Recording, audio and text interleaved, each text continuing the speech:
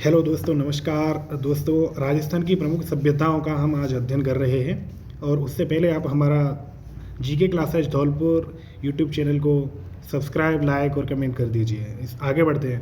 राजस्थान की प्रमुख सभ्यता में सबसे पहले नंबर आता है हमारा कालीबंगा सभ्यता का। तो कालीबंगा सभ्यता में हम बात करते हैं। कालीबंगा सभ्यता प्राचीन दृश्यद्वती और सरस्वती नदी घाटी क्षेत्र में हड़प्पा सभ्यता से, कब से? आपका हड़प्पा सभ्यता से भी प्राचीन कालीबंगा की सभ्यता विकसित हुई। यानी कि हड़प्पा सभ्यता से भी पहले से कालीबंगा सभ्यता विकसित हुई। कहाँ पर थी ये? इसमें हम बात करते हैं आपको वर्तमान में घग्गर नदी का जो क्षेत्र, यानी कि सरस्वती नदी, ये हनुमानगढ़ में है। राजस्थान के हनुमानगढ़ जिले में स्थित यह सभ्यता आज से कितने वर्ष पूर्व? 6000 वर्ष पूर्व से अधिक प्राचीन मानी जाती है। कितने वर्ष पूर्व? 6000 वर्ष पूर्व से अधिक प्राचीन मानी जाती है। इस स्थल का कालीबंगा नाम यहाँ से खुदाई के दौरान प्राप्त काली चूड़ियों के कारण पड़ा है।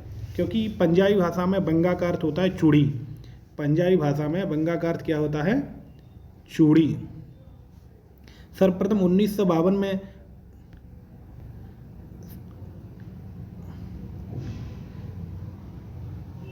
सर्वप्रथम 1952 में अमलानंद घोष ने इसकी खोज की और तत्पश्चात 1961 में बीबी लाल और बीके थापर के द्वारा यहाँ उत्खनन कार्य करवाया गया। उत्खनन में इस सभ्यता के 5 स्तर सामने आए। प्रथम दो इस प्रकार हैं। तो हड़प्पा सभ्यता से भी प्रथम 2 जो स्तर हैं इसके, वो हड़प्पा सभ्यता से भी पहले के हैं। प्रथम 2 हैं वो तो हड़प्पा से भी पहले के हैं। एक सेकंड। ये प्रथम 2 हैं, इसमें वो तो हड़प्पा सभ्यता से पहले के हैं। प्रथम 2 हैं वो तो हड़प्पा सभ्यता से पहले के। वहीं तीसरे व चौथे 5वें स्तर की सभ्यता सामग्री के समान समकालीन और इस कालीबंगा सभ्यता की 2 सभ्यताओं में बांटा गया है, प्राक हड़प्पा सभ्यता और हड़प्पा सभ्यता। कालीबंगा सुव्यवस्थित रूप से बसा हुआ नगर था। कालीबंगा सुव्यवस्थित रूप से बसा हुआ नगर था। मकान बनाने में मिट्टी की ईंटों को धूप में पकाकर प्रयुक्त किया जाता था। उत्खनन से प्राप्त मिट्टी के बर्तन एवं उनके अवशेष पतले और हल्के हैं तथा उनमें सुंदरता व सुडौलता का अभाव है। उत्खनन बर्तनों का रंग लाल है जिन पर काली, ये फैक्ट है ना, रट लेना। कैसे रंग के बर्तन? काले रंग के, लाल रंग के, जिन पर काली और सफ़ेद रेखाएं खींची गई हैं। यहाँ से जुते हुए खेत के साक्ष्य मिले हैं। ऐसा अनुमान है कि लोग एक ही खेत में 2 फसलें उगाते थे। कितनी फसलें उगाते थे? 2। कालीबंगा से मिले कब्रिस्तान से यहाँ के निवासियों की शवाधान पद्धतियों का अंदाजा भी लगाया जा सकता है। लोग एक ही खेत में 2 फसल उगाते थे। कब्रिस्तान से यहाँ के निवासियों की शवाधान की पद्धतियों की जानकारी मिलती है। साथ ही एक बच्चे के कंकाल, यानी कोई बच्चा मिला है, एक बच्चा मिला है जिसके कंकाल की खोपड़ी में 6 छिद्र। बच्चे का जो कंकाल मिला है ना, उसकी खोपड़ी में कितने छेद मिले हैं? 6। ये इम्पोर्टेंट है ना, ये वेरी वेरी इंपॉर्टेंट है कि 6 छिद्र वाली खोपड़ी के कंकाल किस सभ्यता से मिले? तो कालीबंगा सभ्यता। जिससे पता लगाया जाता है कि मस्तिष्क शोथ की बीमारी के कारण का इलाज का प्रमाण माना जाता है। यानी कि इसको मस्तिष्क में कुछ दिक्कत हुई होगी और इसका इलाज करवाया गया होगा। यहाँ से प्राप्त खिलौने, फॉर एग्जाम्पल क्या हैं देखो एक बार। यहाँ से प्राप्त एग्जाम्पल हैं बैलगाड़ी, खिलौना, हवन कुंड, लकड़ी की नाली व बेलनाकार मोहर का हड़प्पा सभ्यता में अपना विशिष्ट स्थान है। तो कालीबंगा सभ्यता बीबी लाल और इनके निर्देशन में इसको अमलानंद घोष ने इसकी खोज की और बीबी लाल बीके थापर के द्वारा यहाँ पर उत्खनन कार्य करवाया गया। ठीक है, ये समझ में आ गया होगा। 1952 में उत्खनन कार्य हुआ, वो खोज की, और 1961 में उत्खनन कार्य हुआ। अब हम अगली सभ्यता पे आगे चलते हैं। आहड़ सभ्यता। आहड़ सभ्यता में हम बात करेंगे आपसे। आहड़ सभ्यता में हम बात करेंगे उदयपुर शहर के पास बहने वाली आहड़ नदी, यानी आयड़ नदी के तट पर बसे आहड़ के उत्खनन के फलस्वरूप 4000 वर्ष पुरानी पाषाण धातु युगीन, यानी कि पुरानी धातु युगीन अवशेष पाए गए। यह सभ्यता एक टीले के नीचे दबी हुई प्राप्त हुई। इसका कलर है ना, मैं ठीक कर लेता हूँ पहले।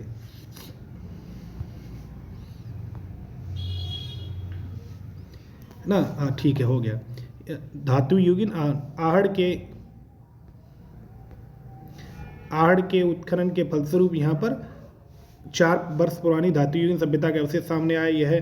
यह टीले के नीचे दबी हुई प्राप्त हुई, जिसे धूलकोट यानी धूल का टीला। यानी कि अब क्वेश्चन आ जाता है कि आहड़ सभ्यता धूल के टीले के नीचे, ये धूल का टीला, यह सभ्यता एक टीले के नीचे दबी हुई प्राप्त हुई, जिसे धूल का टीला कहते हैं। आहड़ सभ्यता किस टीले के नीचे प्राप्त हुई, यानी कि धूल का टीला या मिट्टी का टीला? 1953 में, सर्वप्रथम 1953 में यहाँ अक्षय कीर्ति व्यास एवं उसके बाद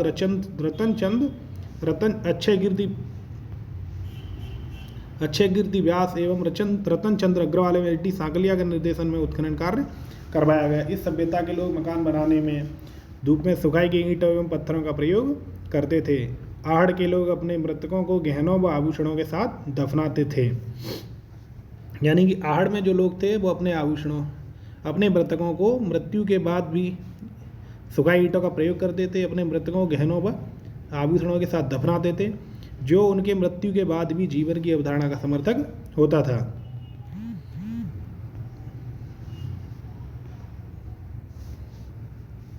इस सभ्यता के लोग मकान बनाने में सुखाई गई ईंटों एवं पत्थरों का प्रयोग करते थे। आहड़ के लोग अपने मृतकों के गहनों आहड़ के लोग अपने मृतकों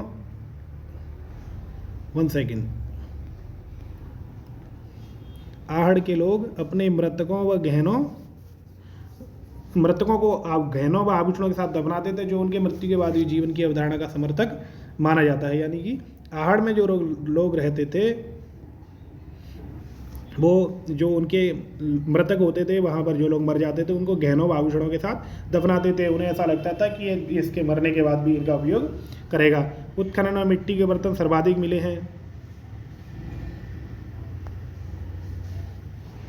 मिट्टी के बर्तन सर्वाधिक मिले हैं, जो आहड़ को लाल काले मिट्टी के बर्तन वाली संस्कृति का केंद्र सिद्ध करते हैं। आहड़ का दूसरा नाम ताम्रवती नगरी भी मिलता है, जो यहाँ तांबे के औजारों एवं उपकरणों के अत्यधिक प्रयोग के कारण रखा गया।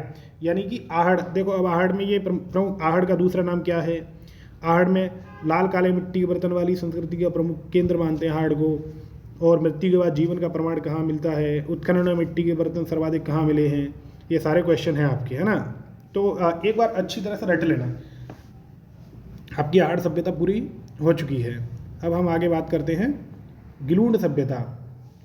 गिलूंड सभ्यता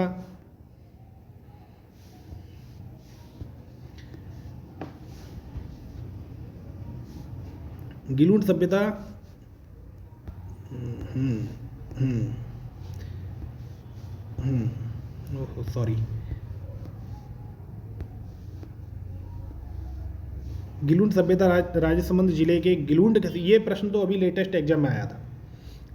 गिलूंड सभ्यता का आया था आई थिंक ये बनपाल दिसंबर में, जो वन रक्षक वाला एग्जाम हुआ था जो कैंसिल हो गया था, वो दिसंबर में हुआ। उसमें ये प्रश्न बना था।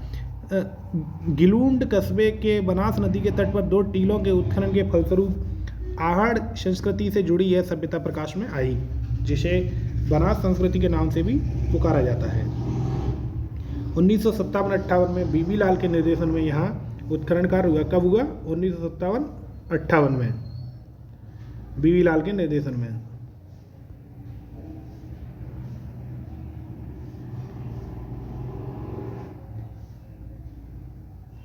में बीबी लाल के निर्देशन में यहाँ उत्खनन किया गया। तत्पश्चात 1998 से 2003 के मध्य पूना के डॉक्टर BS सिंधे, पूना के डॉक्टर का नाम क्या था?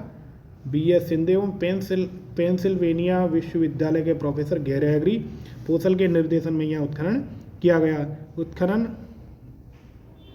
से ताम्रयुगीन सभ्यता के अवशेष मिले हैं, जिसका समय 1900 से 1700 ईसा पूर्व निर्धारित किया गया है। गिलूंड से 5 प्रकार के मिट्टी के बर्तन मिले हैं: सादे, काले, पॉलिशदार, भूले, लाल और काले। ये गिलूंड से कौन कौन से बर्तन मिले हैं 5 प्रकार के? तो उसमें आपको सीधा सा यहाँ से लगा देना है। सादे, काले, पॉलिशदार, भूरे, लाल और काले एवं चित्रित मृद भांड।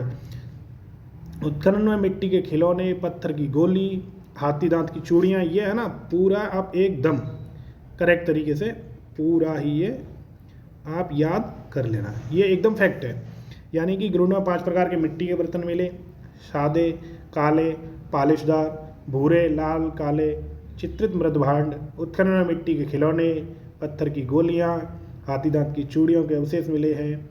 आहड़ में पक्की ईंटों का उपयोग नहीं हुआ है, जबकि गिलुंड में इनका उपयोग प्रचुर मात्रा में हुआ। यानी आहड़ जो सभ्यता है थी उसमें कच्ची ईंटों का प्रयोग किया गया, जबकि गिलुंड में तो पक्की ईंटों का प्रयोग किया गया है। ये क्वेश्चन है सीधा सा बनेगा, है ना, इंपॉर्टेंट है ये, आप लोग रट लेना। ठीक है, अब यहाँ से हम आगे चलते हैं। भागोर सभ्यता।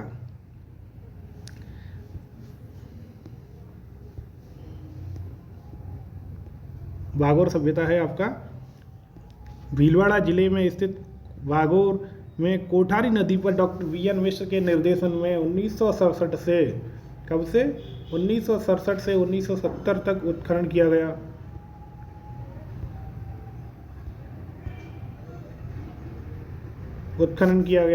उत्खनन के दौरान यहाँ प्राग ऐतिहासिक काल की सभ्यता के अवशेष, यानी प्राग यानी इतिहास से पूर्व की सभ्यता के अवशेष प्राप्त हुए, जो 4 से 5,000 ईसा पूर्व के माने जाते हैं। यहाँ से बड़ी संख्या में लघु पाषाण उपकरण मिले हैं, जो इस सभ्यता के निवासियों के आखे तक होने का प्रमाण देते हैं। यानी कि आखे तक के लिए कौन सी सभ्यता है हमारा, आखे तक के लिए हमारी ये सभ्यता है आपकी भागोर। ठीक है,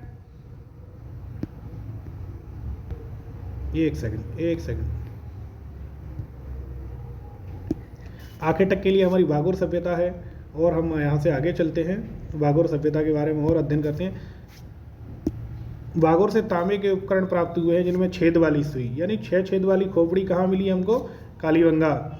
और यहाँ से कृषि व पशुपालन के प्राप्ति, और छेद वाली सुई कहाँ से मिली हमको, भागोर से। यहाँ से कृषि व पशुपालन के प्राचीनतम साक्ष्य प्राप्त हुए हैं। भागोर मध्य पाषाण कालीन सभ्यता का स्थल और लघु पाषाण उपकरण का प्रमुख केंद्र था। अब बात करते हैं हम गणेश्वर सभ्यता पे। गणेश्वर सभ्यता नीम का थाना, यानी ये एक नीम का थाना स्थान पड़ता है सीकर में। गणेश्वर सभ्यता नीम का थाना सीकर में कांतली नदी के किनारे, कांतली नदी के उद्गम पर स्थित ताम्र युगीन संस्कृति का महत्वपूर्ण स्थल है। रतनचंद यानी आरसी अग्रवाल के निर्देशन में हुए उत्खनन से यहाँ 2800 ईसा पूर्व की सभ्यता के अवशेष मिले। गणेश्वर से अत्यधिक मात्रा में तांबे के आयुध व उपकरण मिले हैं, जो इन ताम्र युगीन सभ्यताओं में प्राचीनतम सिद्ध करती है। यहाँ से प्राप्त तांबे के उपकरणों व पात्रों में 99% तांबा है, जो इस क्षेत्र में तांबे की प्रचुर प्राप्ति का प्रमाण है। यहाँ से जो मिट्टी के बर्तन प्राप्त हुए हैं उन्हें कृपश वर्णी मृद पात्र कहते हैं। यह बर्तन काले व नीले रंग से सजाए हुए हैं।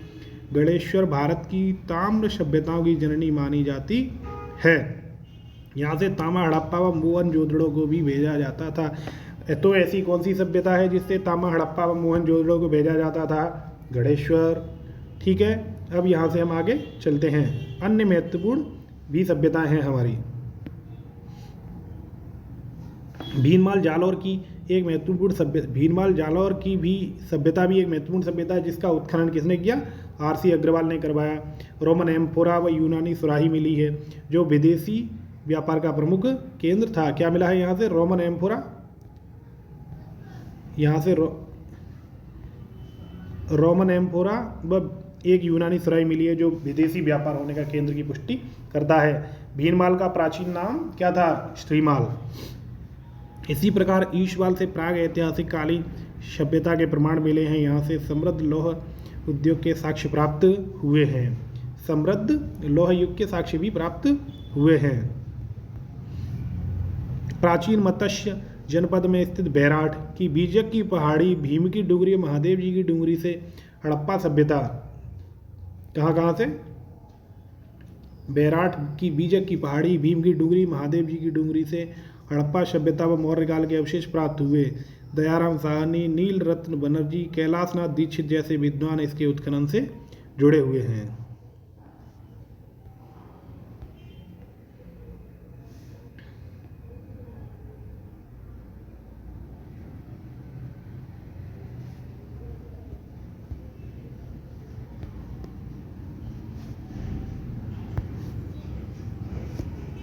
जुड़े हुए हैं। प्राचीन मत्स्य जनपद की जो है ना इसमें जुड़े हुए हैं। बैराट से एक गोल मंदिर व अशोक स्तंभ के अवशेष बैराट के समीप अशोक का भाब्रू अभिलेख प्राप्त हुआ है, जो अशोक के बौद्ध धर्म अनुयायी होने का सबसे पुख्ता प्रमाण माना जाता है। बालाथल में प्रोफेसर BN मिश्र के निर्देशन में हुए उत्खनन से, ये प्रश्न अभी पूछा गया है, ठीक है ना, ये प्रश्न अभी पूछा गया है।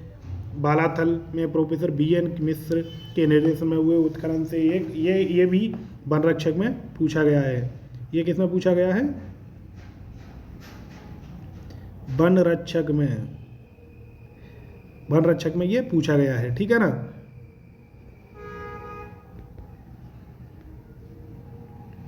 बालाथल सभ्यता की खुदाई किसने करवाई, यानी बालाथल सभ्यता के बारे में ये भी पूछा गया है, ठीक है।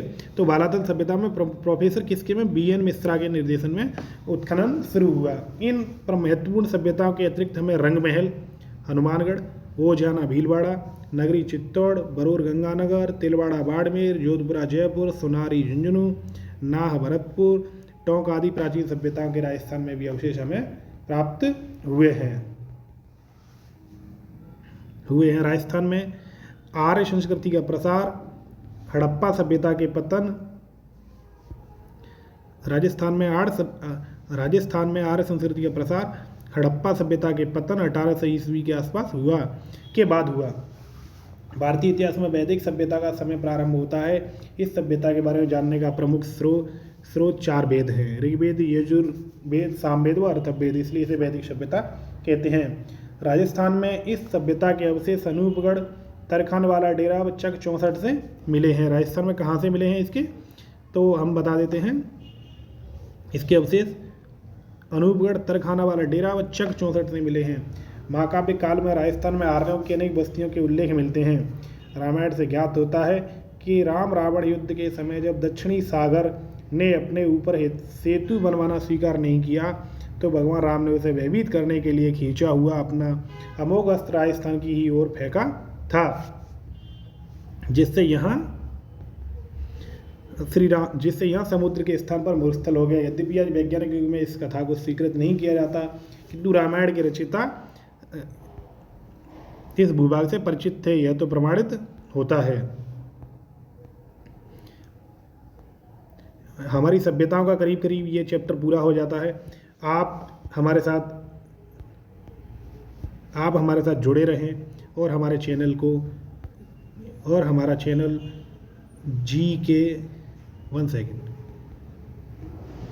GK क्लासेज धौलपुर को सब्सक्राइब जरूर करें। GK क्लासेज धौलपुर को सब्सक्राइब जरूर करें। कौन सा चैनल? GK classes Dholpur. और हमारे साथ बने रहने के लिए धन्यवाद। और आपको ये वीडियो पसंद आए तो आप लाइक अवश्य करें और शेयर और चैनल को सब्सक्राइब भी करें। चैनल को सब्सक्राइब अवश्य करें। ठीक है, थैंक यू, धन्यवाद। जुड़े रहिए हमारे साथ, हम जुड़े रहेंगे आपके साथ। धन्यवाद।